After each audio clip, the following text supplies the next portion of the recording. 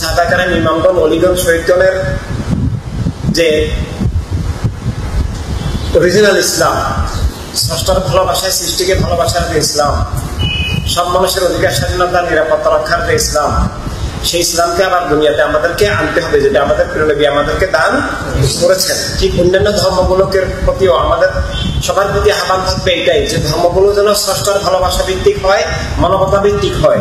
ধর্মকে ধর্মের মানে অরিজিনাল ফর্মে ফিরিয়ে নেওয়া, যে সৃষ্টির ভালোবাসায় স্রষ্টার সেবা, স্রষ্টার আরাধনা, সৃষ্টির কল্যাণেই স্রষ্টার ভালোবাসা, স্রষ্টার ভালোবাসায় স্রষ্টার সৃষ্টিকে ভালোবাসতে হবে, সৃষ্টির কল্যাণ সাধনাটাকেই ধর্ম হিসাবে নিতে হবে। আর সেই কল্যাণ করার প্রক্রিয়া হলো মানবতার রাজনীতি, মানবতার রাষ্ট্র, মানবতার বিশ্ব প্রতিষ্ঠা করা। স্রষ্টার আরাধনা, স্রষ্টার ধ্যান করতে হবে, কিন্তু সৃষ্টিকে কষ্ট দিয়ে সৃষ্টির উপরে জুলুম করলে ওই স্রষ্টার ধ্যান, স্রষ্টার আরাধনা কবুল হবে না। সেটা নিজের মনের একটা কুপ্রবৃত্তিকেই পূজা করা হবে, নিজের মনের কুপ্রবৃত্তিরই উপাসনা করা হবে। এটা আসলে ধর্ম নয়। এইভাবে ধর্মের নামে যে ব্ল্যাকমেইল চলছে, ধর্মের নামে যে ভণ্ডামি, বিকৃতি, ধোঁকা চলছে পৃথিবীতে, এখন ধোঁকা, মারাত্মক রকমের ধোঁকা, ইসলামের নামে, অন্যান্য ধর্মের নামে, রাজনীতির নামে, বিভিন্ন নামে চরম ধোঁকার বাজার এখন চলছে। সেই ধোঁকা থেকে ইমানি সত্তা এবং মানব সত্তাকে রক্ষা করা, ইসলাম এবং অন্যান্য ধর্মের মূল্যবোধকে রক্ষা করা, জীবন এবং মানবাধিকার, মানবতাকে রক্ষা করা, জগৎকে রক্ষা করা, জগৎ যেন, পৃথিবী যেন মিথ্যার কবজায় চলে না যায়।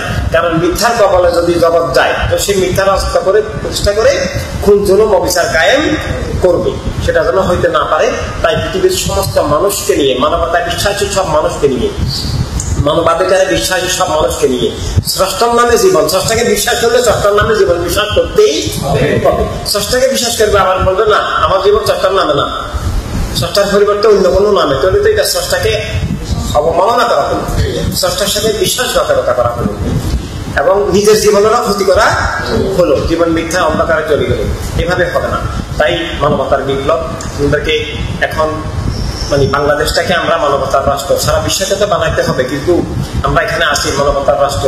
আগামী নির্বাচনে মানুষকে মানে বুঝাতে হবে যে আমরা মানুষ হিসাবে জীবনের পক্ষে, মানবতার পক্ষে, মানবতার রাষ্ট্রের পক্ষে, সব মানুষের অধিকার স্বাধীনতার, সব মানুষের নিরাপত্তার পক্ষে ভোট দিব। বাংলাদেশটাকে আমরা মানবতার রাষ্ট্র বানিয়ে, বাংলাদেশটাকে ঘাঁটি করে সারা বিশ্বকে আমরা মানবতার দুনিয়া বানাবো, যেন মিথ্যা কায়েম না হয়, বস্তুবাদ কায়েম হয়, মিথ্যা কায়েম হওয়া, ধর্মের নামে অধর্ম উগ্রবাদ কায়েম হয়, মিথ্যা কায়েম হওয়া, এবং জুলুম কায়েম না হয়, যেন সব মানুষ মানুষ হয়, বস্তুবাদ দূর হয়, নাস্তিকতা দূর হয়, মানবিক গুণাবলী সম্পন্ন মানুষ তৈরি হয়, মানবতার রাষ্ট্র তৈরি হয়, মানবতার বিশ্ব তৈরি হয়। কেউ যেন মানে জুলুমের শিকার না হয়, কেউ যেন অন্যায়ভাবে মানে অভাবের মধ্যে, দরিদ্রতার মধ্যে পড়ে না যায়, অন্যায়ভাবে কেউ যেন বঞ্চিত, শোষিত, লাঞ্ছিত না হয়। মানবতার রাষ্ট্র, মানবতার বিশ্ব প্রতিষ্ঠা করা, এটাকেই ইবাদত হিসাবে নেওয়া। আমরা মুসলিম, ইসলামের দিক থেকে আমরা ইবাদত হিসেবে, আল্লাহর ইবাদত হিসেবে, আল্লাহ হাবিব সাল্লাল্লাহু আলাইহি ওয়াসাল্লামের গোলামিয়ত হিসেবে নিব, এবং অন্যান্য ধর্মের দ্বারা সেই ধর্মের দিক থেকে স্রষ্টার আরাধনা হিসেবে নিবে। মানুষের কল্যাণ, মানুষের মুক্তি, মানুষকে বাঁচানো। রাস্তায় কেউ অ্যাক্সিডেন্ট হলো, আপনি যে ধর্মেরই হন, তাকে যদি আপনি অ্যাভয়েড করে চলেও যেতে পারেন, আবার তাকে আপনি একটু নিয়ে হসপিটালেও নিতে পারেন। আপনি যদি মানে আপনার হাতে সময় কোনো কাজ একটু হ্যাম্পার হলো, আপনার গায়ে রক্ত লেগে গেল, আপনি অ্যাক্সিডেন্ট হওয়ার লোকটাকে কষ্ট করে হসপিটালে নিয়ে গেলেন, এটা আপনি এটাকে ধর্মীয় কাজও বলতে পারেন, মানবিক কাজও বলতে পারেন। যা মানবিক কাজ তাই ধর্মীয় কাজ, তা ধর্মীয় কাজ তাই মানবিক কাজও অবশ্যই বলে। এবং আপনি যদি সেটা নিয়ে যান, এটা কি স্রষ্টা খুশি হবেন না? আল্লাহ খুশি হবেন না?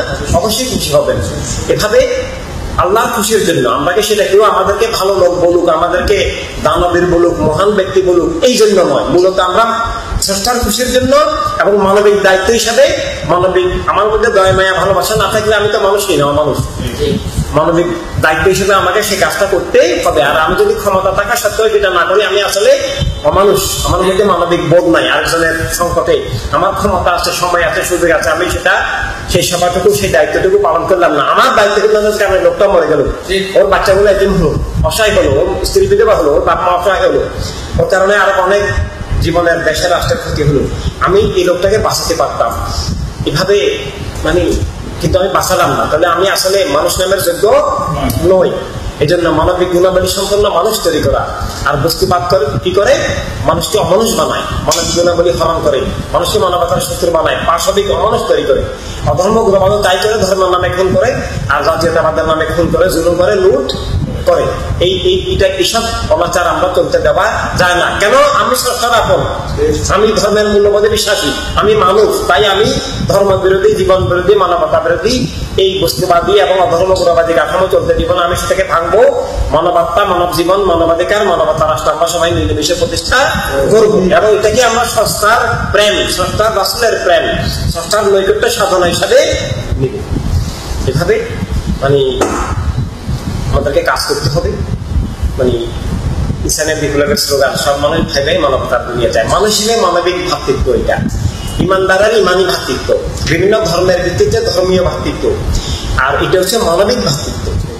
মানবতার দুনিয়া চাই, অমানবতার নয়, মানবতার বিরোধী নয়, কোন জুলুম অবিচারের নয়, মানবতার কল্যাণের, মানবতার স্বাধীনতার, সব মানুষের ইজ্জত নিরাপত্তা স্বাধীনতার দুনিয়া। আজকে দেখছেন কিভাবে অমানুষ মা বোনদেরকে কিভাবে অপমান করছে, মানে দেখার মতো না। মানে দেখলে কেমন কি কষ্টকর, মানে মানে দেখার অযোগ্য, মানে কত ভয়ঙ্কর। একটা মানুষ কি এটা করতে পারে না? কারণ এই অমানুষ কিভাবে তৈরি করবে? এটা মূলত বস্তুবাদী চেতনার মাধ্যমে, জাতীয়তাবাদের মাধ্যমে এগুলো তৈরি হয়। এবং বিভিন্ন অধর্ম উগ্রবাদ এই ধরনের কাজ করে। আমরা দেখেছি বার্মাতে এই ধরনের অনেক কিছু ঘটেছে।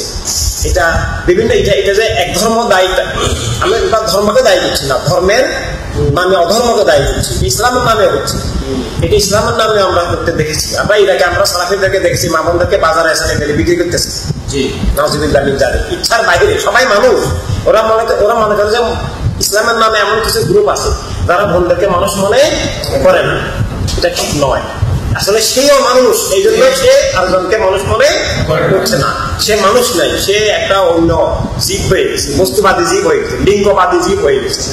এইভাবে এই অবস্থা থেকে মানব সত্তার পুনরুজ্জীবন, মানবতার রাজনীতি, মানবতার রাষ্ট্র, মানবতার বিশ্ব প্রতিষ্ঠা করা। আমরা পৃথিবীতে 700 কোটি মানুষ দাবিদার আছে, কিন্তু মানবতার সংজ্ঞা নাই, মানব জীবনের সংজ্ঞা নাই, মানবতার রাজনীতি নাই, মানবতার রাষ্ট্র নাই, মানবতার বিশ্ব নাই। আমরা অনেক ধর্মের অনুসারে দাবি করি, আমরা মসজিদে যাই, মন্দিরে যাই, প্যাগোডে যাই, গির্জায় যাই, কত কিছুতে যাই, আমরা সরকার মানে আরাধনা দেখাই, কিন্তু আসলে আমরা যে সরকার বিরুদ্ধে যুদ্ধে লিপ্ত সেটা আমরা বুঝতেও পারছি না। আমি নামাজ পড়তেছি, আবার আমি মিথ্যা জুলুমকে ভোট দিলাম, আমার নামাজ হবে না। মানে ইমানের শর্ত সব বাতিল থেকে, কুফর থেকে মুক্ত থাকা, জুলুম থেকে মুক্ত থাকা, আর না হলে আমি ইমানদার দাবি করলেও হবে না। এই জন্য আপনারা মানুষকে বোঝাতে হবে যে মানে বর্তমান অবস্থায় সত্যের বিরুদ্ধে, ধর্মের মূল্যবোধের বিরুদ্ধে, জীবন মানবতার বিরুদ্ধে বর্তমানে যুদ্ধ চলছে।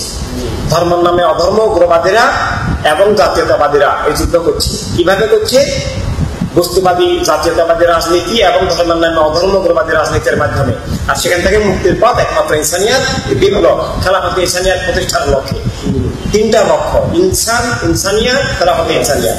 Human, humanity and state and world of humanity.